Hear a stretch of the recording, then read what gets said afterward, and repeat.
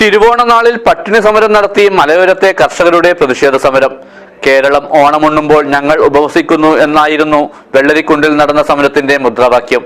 This news sponsored by Bioplus Madikai ജൈവവളം. Contact 8547977188 8547349188. വന്യജീവി ശല്യത്തിനെതിരെ സ്വാതന്ത്ര്യദിനത്തിൽ വെള്ളരിക്കുണ്ടിൽ ആരംഭിച്ച അനിശ്ചിതകാല കർഷക സ്വരാജ് സത്യാഗ്രഹത്തിന്റെ ഭാഗമായാണ് തിരുവോണ ദിനത്തിൽ കർഷകർ പട്ടിണി സമരം നടത്തിയത്.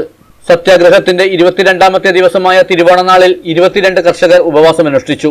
കേരളം ഓണമുണ്ണുമ്പോൾ ഞങ്ങൾ ഉപവസിക്കുന്നു എന്നതായിരുന്നു പരിപാടിയുടെ മുദ്രാവാക്യം.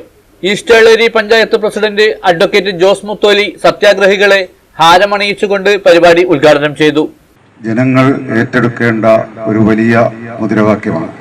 ഒരു കാലത്ത് വന്യമൃഗങ്ങൾ വനങ്ങളിൽ ഒതുങ്ങിക്കിടന്നിരുന്നുവെങ്കിൽ ഇന്ന് കർഷകരുടെ ജീവനും സ്വത്തിനും അവരുടെ കാർഷിക വിളകൾക്കുമൊക്കെ വലിയ ആഘാതമേൽപ്പിച്ചുകൊണ്ട് മുഴുവൻ വന്യമൃഗങ്ങളും നാട്ടിലേക്ക് ഇറങ്ങിയിരിക്കുന്ന ഒരു അവസ്ഥയാണ്.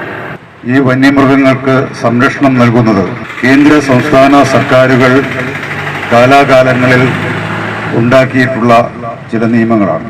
1972 നിയമസഭ നിയമനിർമ്മാണം നടത്തിയ വന്യജീവി സംരക്ഷണ നിയമമാണ് ഇതിൽ ആദ്യത്തേത്. നൂറ്റാണ്ട് മുമ്പ് 53 വർഷങ്ങൾക്ക് മുൻപ് അന്നത്തെ സാഹചര്യങ്ങളിൽ ഉണ്ടാക്കിയ ഒരു നിയമം ഇന്നത്തെ സാഹചര്യങ്ങളിൽ കാലഹരണപ്പെട്ടു പോയി എന്ന് നമുക്ക് എല്ലാവർക്കും അറിയാം.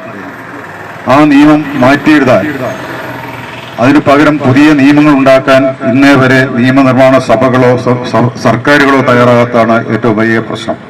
സമാപന സമ്മേളനത്തിൽ block panchayat member Shobi Joseph അധ്യക്ഷത വഹിച്ചു. ബേബി ചെമ്പരത്തി, Shinoj EK, Jimmy Edappadi, Jose Maniyangattu, PC Raghunathan, George Thomas തുടങ്ങിയവർ പരിപാടിക്ക് നേതൃത്വം നൽകി. ഓണ ദിവസമായിട്ടും നിരവധി ആളുകൾ ഉപവാസമനുഷ്ഠിക്കുന്നവർക്ക് അഭിവാദ്യം അർപ്പിക്കാനെത്തി. വെള്ളരിക്കുണ്ട് ഫെറോന വികാരി ഡോക്ടർ ജോൺസൺ അന്ത്യാകുളം സത്യാഗ്രഹികൾക്ക് തേൻവെള്ളം നൽകി ഉപവാസം അവസാനിപ്പിച്ചു. News bureau, Vellarikundu.